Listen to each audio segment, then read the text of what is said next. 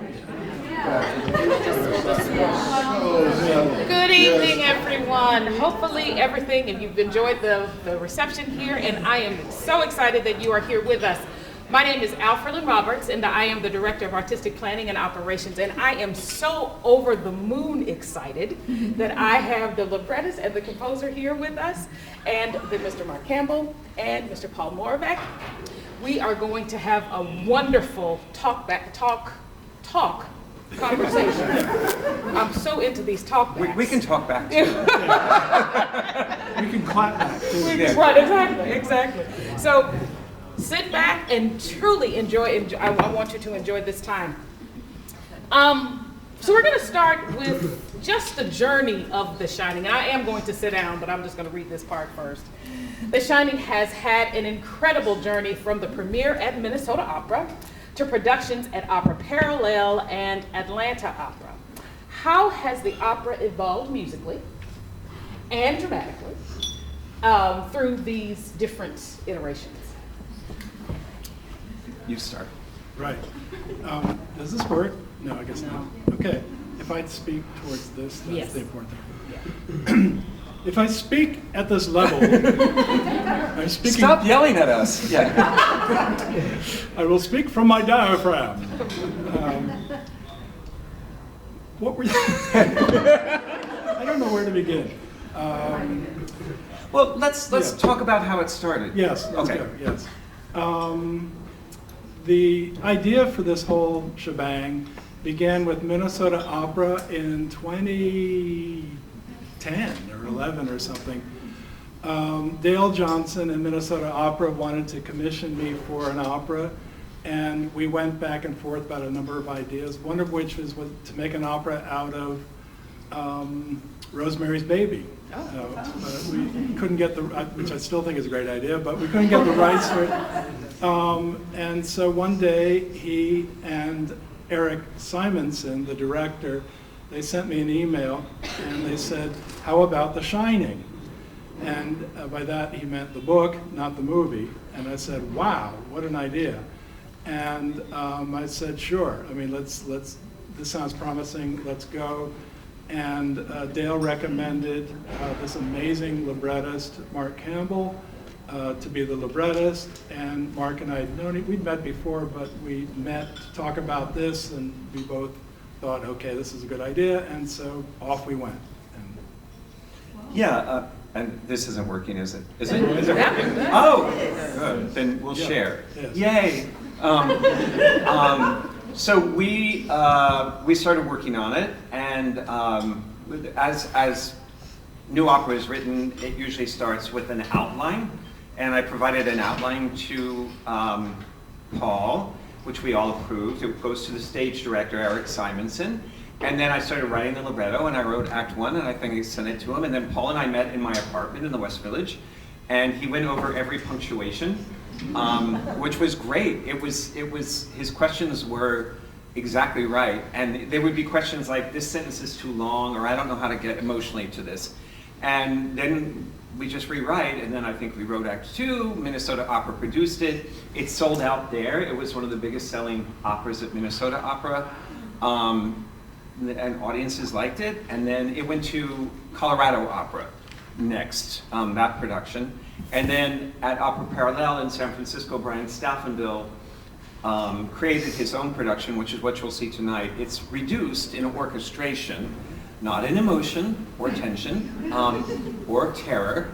And that production has been to Atlanta. Atlanta, that's it. Just Atlanta, okay. And it sold out in Atlanta. They had to add performances. And this is very exciting because in opera, people are begging for audiences. The Met sells like 35% when they do Don Carlos, which is terrible and also, frankly, stupid. Because you need to bring in new opera, and one reason this is successful is because of name recognition. Everyone knows the story. The thing that is a little bit tricky with this opera is that it's based on the book. So you will not see tonight all work and no work and all play makes Jack a dull boy. You will not see here's Johnny. But you will see a story that is driven by emotion and by a family trying to survive the worst circumstances with the father going insane. It's a family trying to survive insanity in a family. And that's what makes it operatic. It's about love. It's about the power of love, ultimately. Yeah. I don't know if that answered your It question. did. Okay. It did. It really does. And you know, just kind of going on with that theme about American opera, because we started talking about what American opera actually looks like today. How are you all solidifying the new sound of American opera as we're moving into really producing opera for ourselves at a high tick? Can I start with that one? Sure. Okay. The question is, how is American opera? How are we solidifying the sound? I'm not a composer, so I can't address sound. I can address story. Right. And the thing that I love most about American opera is that it is story-driven, it is libretto-driven, and we're able to tell stories that mean something to us as Americans. Even stories that we may not want to see. Even stories that tell truths that we might not want to look at. And I think we especially need those now, because the divisions in this country are only getting worse and worse. And I think opera does have the power, the possibility of bringing people together because of the power of music. The story, I mean, I've written like 42 operas, so I love what American opera can do. And for me, American opera, and Paul will probably address this as well, it comes from Sondheim. I feel like Sondheim's influence, it also extends to opera because he was such a great musical storyteller. And the difference between American musicals and American opera is that the music tends to be more complicated, and not complicated, but maybe a little bit deeper. And that's why I love the way where American opera can go. You address sound. Yeah, well, just following up on what Mark just said about the difference between musical theater and opera, one big difference is that opera is continuous and it's driven by an orchestra. And in a certain sense, the orchestra is the drama as much as the players are on stage. This is not true of musicals generally. So when you have 20 people on stage and you have 30 people in the pit, that is in the orchestra pit, there are 50 people on stage, really. That's how I think of it. Everybody in the orchestra, even the violist, is a participant in the drama. So that's a big difference right there. Also, what opera can do because of its continuity is that it can, I think of a composer as working directly on your central nervous system, and the orchestra does that just as powerfully as the singers do. And so that's a big advantage that opera has over music theater, because it's playing continuously, and there's so much more subtlety and seamless, well, continuity that you can get with, so it feels like real life. Yeah. So so you are involved much more deeply in what's going on stage, so that you feel like you're up on stage, identifying with some character, or if it's a tragedy, in the case of Jack Torrance, which I think is a tragic situation, there but for the grace of God go I. You know, that's what the music can do in an opera, really well-made opera. Wagner nails it, Puccini gets it, Verdi gets it, and also Mozart was really the first really great composer to really nail this. So. And you all get it too. Monteverdi got it. Yeah. You know, 400 years ago. Yeah. So in some years, sorry, Claudio. Don't want to leave him out. Yeah. So this was your first collaboration, correct? The Shining was your first collaboration. Yes, right. How has it been working together since? Because you all have done some other things together, correct? Yeah. Yes. So how has it been? Great. I'll tell you after. Okay. I got you. No, it's been great. Like, Paul and I have written The Shining, and then we premiere our third oratorio on May 5th at Carnegie Hall, and it's about voters' rights. Our first oratorio was Sanctuary Road, which was about the Underground Road, and that's performed a lot as both an oratorio and as an opera. Our second oratorio, we just got here from Lexington Kentucky 2 days ago. Dr. Everett McCorvey runs the University of Kentucky opera theater program there, and they did a workshop of our second oratorio, A Nation of Others, which is set on a single day on Ellis Island in 1921. It's about immigration. And so we're turning that into an opera. And it's fantastic. I mean, when I define a good collaboration, it's respect, honesty, and one thing I love about Paul is that he makes me do my best work. Yeah, and the feeling is mutual. That's pretty much it. And but the thing that I don't like is that no one has commissioned a new opera from us, and we need one of those soon. We're available. Yeah. If anyone wants to commission a story out there, we'll. Anyone? Yeah. Can we pass around a hat? We work for cheap. Really. That is funny. And that is good to know. Horror isn't a common genre, is not common in opera, right? How did you both work to maintain the psychological intensity and suspense of The Shining in a way that feels uniquely operatic? This is allegedly a horror story, and I guess it is. It falls into that genre. But I don't think of it as a horror story. I think of it as a great story. There are aspects of it that are timeless and universal and very, very deeply felt and archetypal, So that's my way of approaching this piece, and not to think of it as a shock and horror thing. Because Mr. King transcends the genre completely, at least in this novel he does. He does that in Shawshank Redemption, and some other things, but he certainly does that in The Shining. So my way of dealing with this is not to, make a sort of monster movie thing. And I hate, cliches of monster movie, theremin, that kind of thing, which I assiduously avoided, any reference that, because it's corny. It also distances you from the drama. And the drama is driven by characters, individual human beings. Each one is a unique individual human soul, unprecedented and forever unrepeatable. And that's what we put into these dramas. And we inhabit those characters, and they inhabit us, and they speak through us, and we speak through them and sing through them, and so on. Also, this opera just sings. Opera is about love, death, and power, at least, those three things. And this has all of those elements on steroids. By the way, people think, they shy away from a horror opera,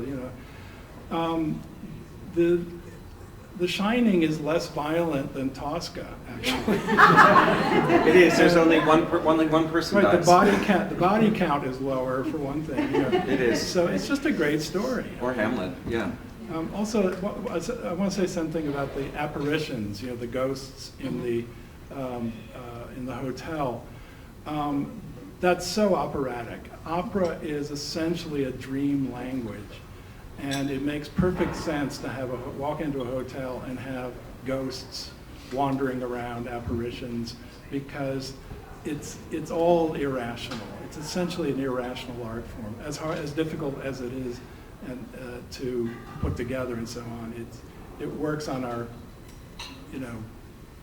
what's it called, the lizard brain level in a certain sense.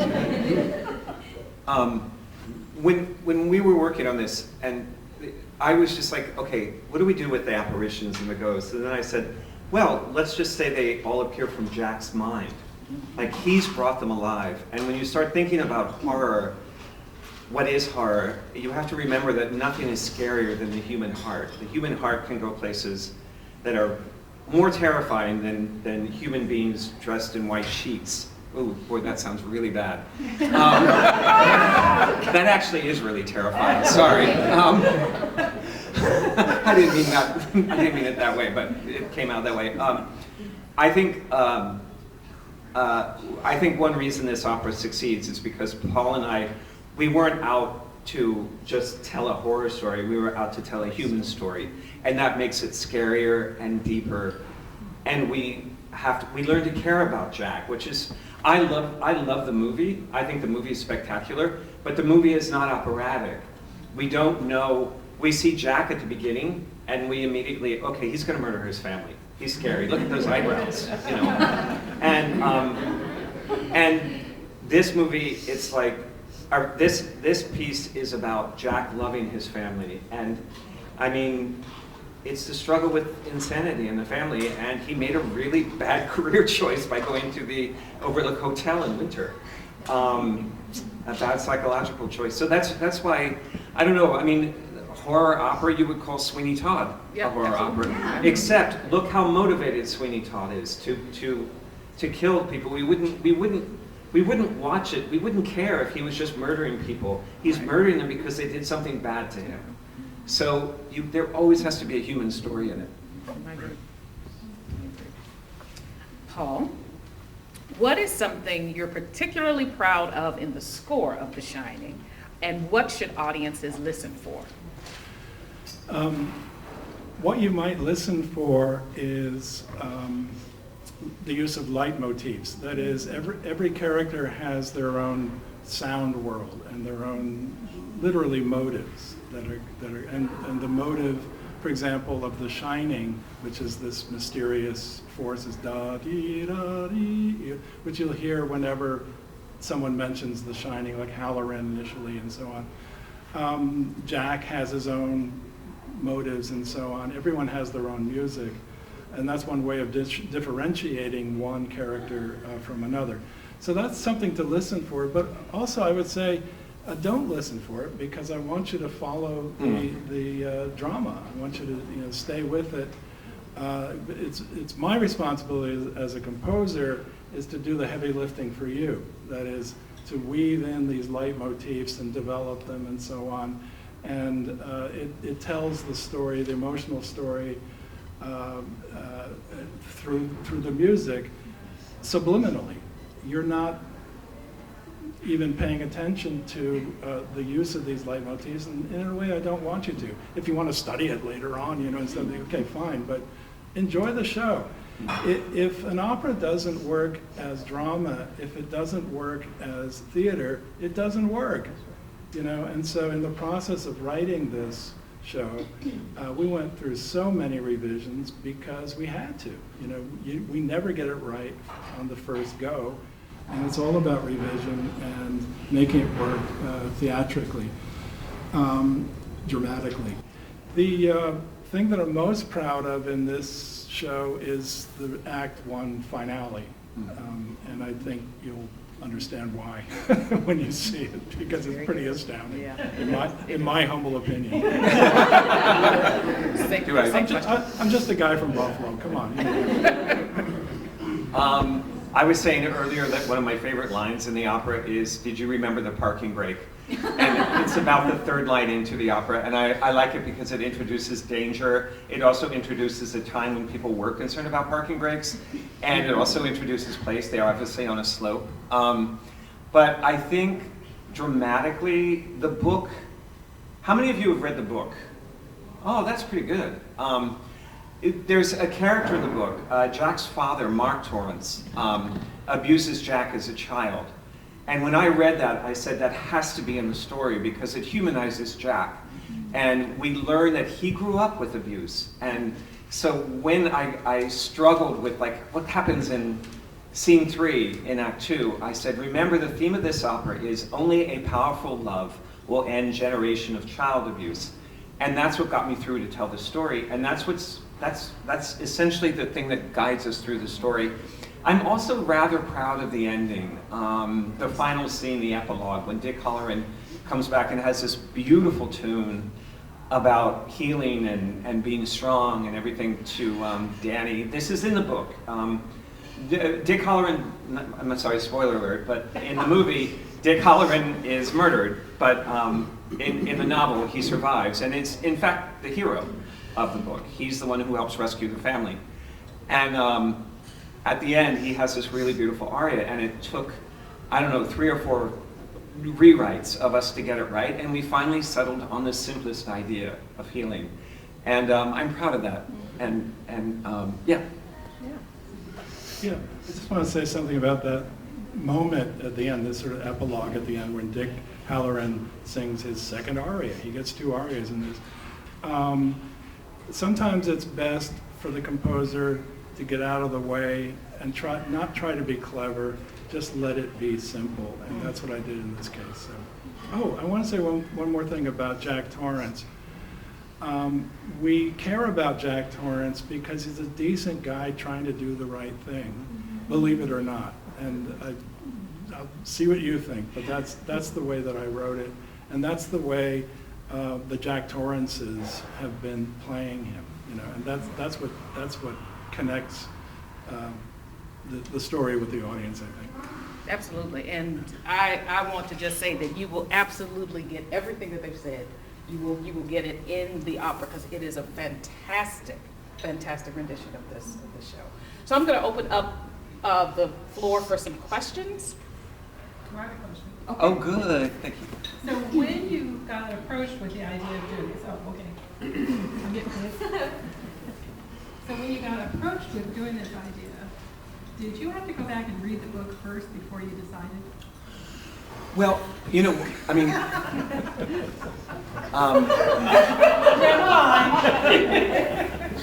Full disclosure here, I hadn't read the book. But when I did, I said, first of all, damn, this is good. But also, now I see why it's an opera, whereas the movie isn't. The movie is brilliant. It's Kubrick. Yes. It's icy and cold and cynical, the way he always is, and so on. And there's not a frame out of place. Every frame is just beautiful. I mean, it's just a beautiful movie. But it's not what Stephen King wrote. There are elements, obviously, of the movie in the opera because there's a lot of obviously overlap, But, if you know the movie, great, forget about it because you're going to see something else that looks like the movie or, But. Yeah, I actually had the same experience. I said yes before reading the book because I wanted to work with Paul. And who doesn't want a nice commission from Minnesota Opera? Yeah, exactly. And I also, frankly, thought that it would sell, Yeah. Which is not a bad thing. And then I read it, and I went, oh shit, because it's 600 pages. It's a big book. And then I said, well, this is your job, just distill it. And yeah, I'm glad I did. But no, I went into it knowing the story, knowing it was a good idea, but not having read the book. But it only made it better. Mark got a copy of the paperback and ripped out every 20 pages. Yeah. And then that was it. That was it. It took Just about an random. hour. Yeah. 15 minutes. I just eliminated all the articles. Yeah. Question. So when you first started, how long did it take you until your final version was done? Okay. We started this in 2013. Yeah, I think Yeah, 2013. the- Like, it's about 2 years. the The end of process is 20 about 2 years. Yeah, it's about 2 years. I mean, the thing that was really frightening was the contract took forever. Like getting the contract with Stephen King's lawyers. And in fact, I wanted to rename The Shining, The Signing, because it was like, that was more horrific than, but Paul, fortunately, go ahead. Well, I want to say, I sent an email to Stephen King and he said, great, right away. I mean, but when lawyers get involved in, this huge empire, the Stephen King empire, and also, what's the, Warner Brothers, so you have to, because Stephen King wrote back and he said, wait a minute, I don't think I think I sold some rights to, anyways, it worked out, it was fine, it was great and everything, but anyways, that's life. Lawyers, Lawyers. Question? Yeah, following up on Stephen King, can you talk a bit about have he and Tabitha seen it and what did they think? And I know, because you told me beforehand, that there were certain contractual obligations of what you could and couldn't do, so can you talk about that? And third part, are there any other Easter eggs other than the two obvious ones, the door and the book? You answered this. What was the first part? First part was, did Stephen and Tabitha see it? Oh, no, I don't think they have, unless they're incognito or something, you know. But I've heard from Stephen King, he likes the reviews. He's very pleased with that. And I hope, yeah. Oh, sorry. He also approved the libretto. I had to get him to approve the libretto. Right. And this is a really stupid, I mean, I'm embarrassed to say this, but I sent it to him before Thanksgiving saying, not to him, to his lawyers, thinking, oh, it's Thanksgiving, he's going to be really kind. This is Stephen King, he doesn't have to be kind, and especially Thanksgiving. But that evening I was heading to a Thanksgiving party, and I got an email, I checked my email before I left, and it was from his lawyers saying, congratulations, Stephen King approves the libretto, he likes it, go ahead. And that meant everything to me, because I made substantial changes to adapt it, but never, I was always in the spirit of his story and his characters, and I think that's something that Kubrick cannot say. I think Kubrick was, excuse me, interested in his own version of it, which I think is beautiful, but this one is more aligned with Stephen King's version. So what was the second question? It was about the contractual obligation. Oh, well, we just couldn't use lines from the movie. You know, so that's why, that was not that difficult. I actually hate Here's Johnny. I think it's campy and not scary. I do. The whole thing of all work and no play makes Jack a dull boy, I think is the scariest thing in the movie. But we couldn't use it because it's not in the book, you know. Right. In any event, there's enough scary stuff in the book.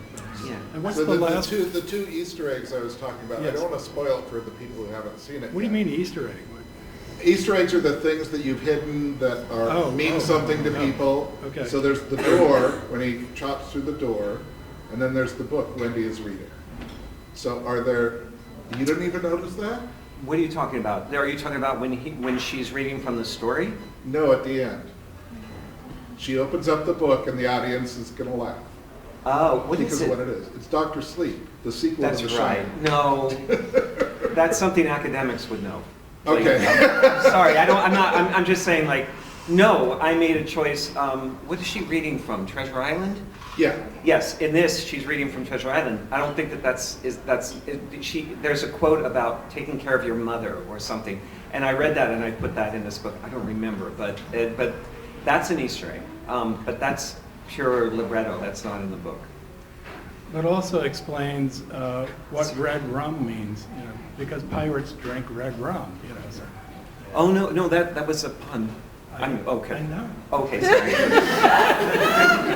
Thanks so much. I needed that, yeah. I think it's really clever. Are there any other questions?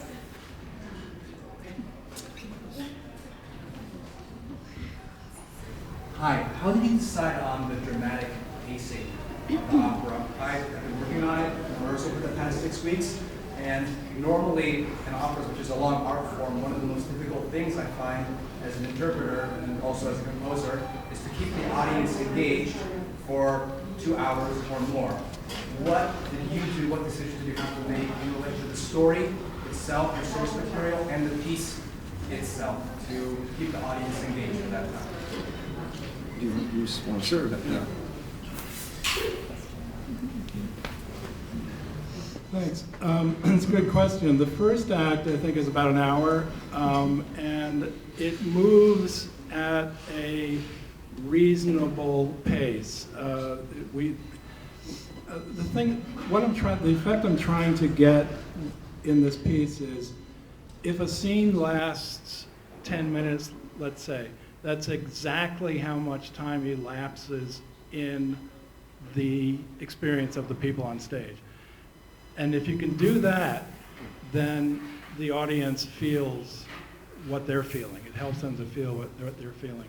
So it moves at a rather leisurely, realistic pace through the first act. Second act moves very fast.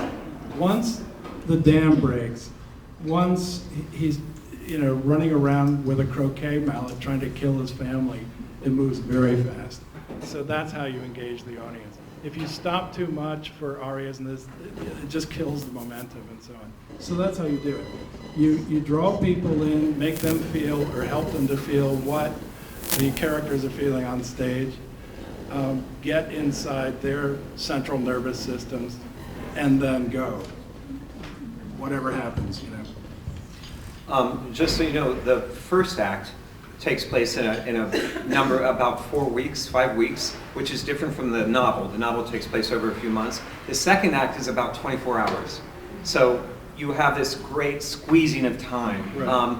Also, as a librettist, I choose to write very simple text, as simple as possible, simple and direct, so that the music has someplace to go in terms of complexity and feeling. If I'm writing overly poetic text, then the music and the text are fighting, and music will always win. It's a stupid fight when librettists try to be poetic. So again, use simple language, use human language, so we're just communicating to the audience directly and not doing long arias. I mean, that's the only way you can maintain the tension. The tension has to be maintained. When it slackens, it just won't work well, it doesn't work in any opera. But we're so used to forgiving opera for like 4 hours or 5 hours, and I always fall asleep. I don't want to watch an opera that I'm going to fall asleep in. I go to the Met and I fall asleep. I can plan on falling asleep at least twice, because the energy just like draws out. And unfortunately, a lot of experienced opera audiences are used to that and accept it, and I don't. And I'm very proud of the fact that this opera takes place in 2 hours. Any other? Yes. We read in the newspaper that you both have won a Pulitzer Prize. How did you do that? Well, I slept with the board. It's the only way. Practice. Well, can I start? I want to clarify something. I always say I received an opera that got a Pulitzer Prize because the opera Silent Night got a Pulitzer Prize in music. So it actually goes to Kevin Putz, but I had a lot to do with that success. So yes.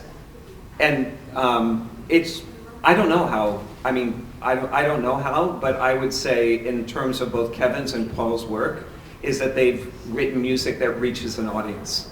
Not music that reaches a college dean or a conservatory dean. I'm sorry, but music, sure. but music that endeavors to communicate directly with audiences. I won the Pulitzer Prize for 21 years ago for a quartet for violin, cello, clarinet, and piano. It's called Tempest Fantasy, if you want to look it up on YouTube or whatever.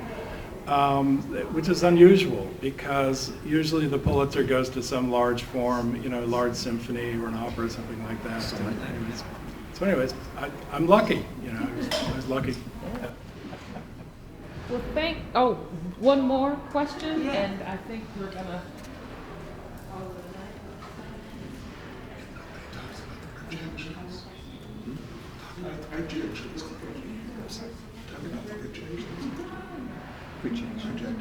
I was just wondering what the discussions were like with the directors. So, do you have any directors as new operas commission this that want to go the Stanley Kubrick route, and do you have to try to change their minds to? Are you a stage director? No. Oh, okay. Okay, then I can talk. The question is, how do you work with the stage director, basically? This is a great question, and one I have a very strong opinion about.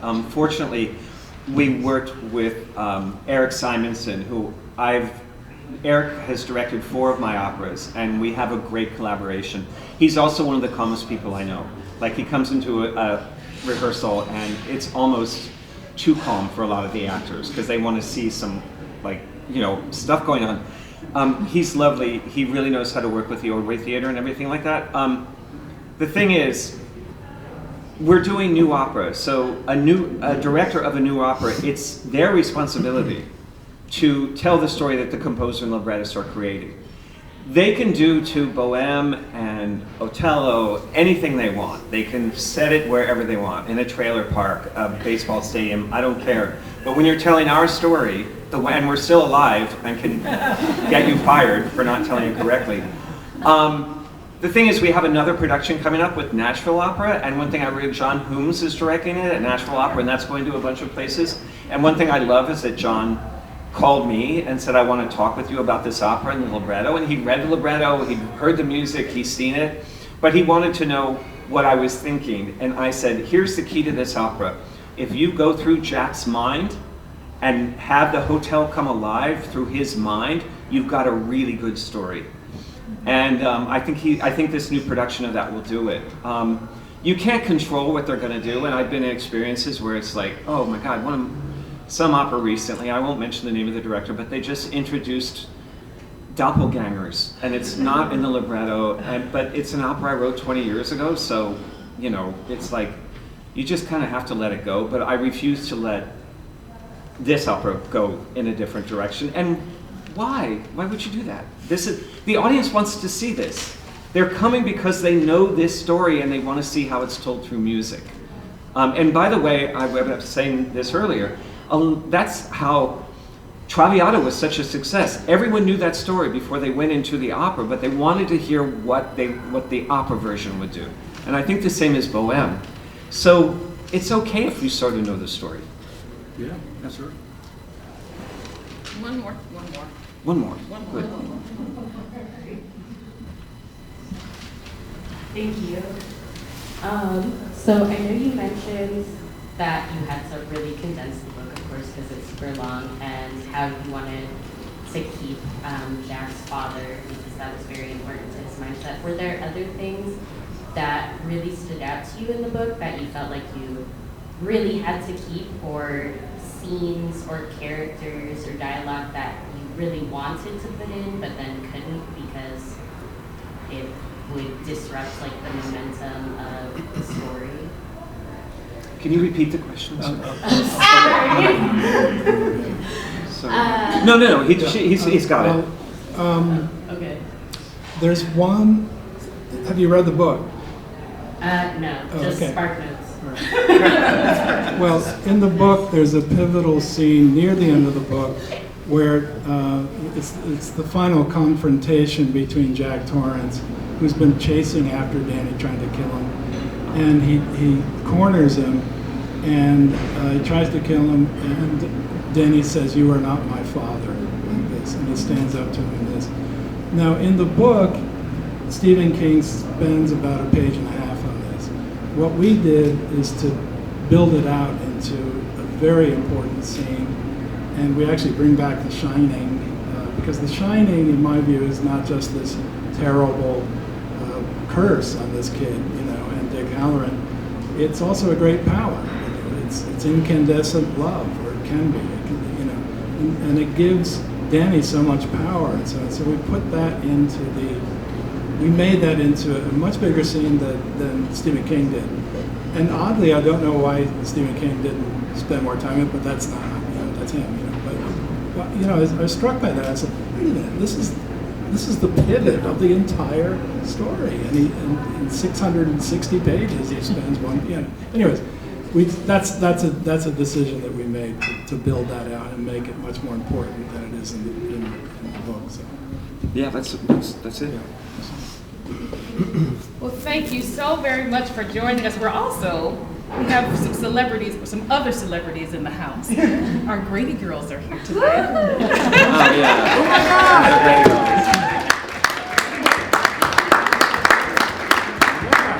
They have been wonderful in the show, and I just want to thank you for doing the show. Thank you. Thank you again for coming out. We hope to do more of these. This is so exciting for us, and we're just on this journey, and we are glad that you are here with us. You can definitely have some more food, there's more drink, and wine before the show. And then there is also a pre-show talk on the the orchestra. There we go, which is the second floor at 6:30. So if you want to stick around for that, that'll be great. Thank you, y'all. Thank you. Yeah, thank you.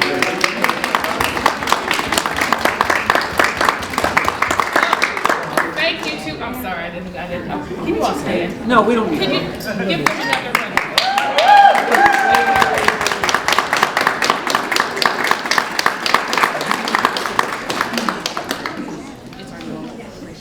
Okay.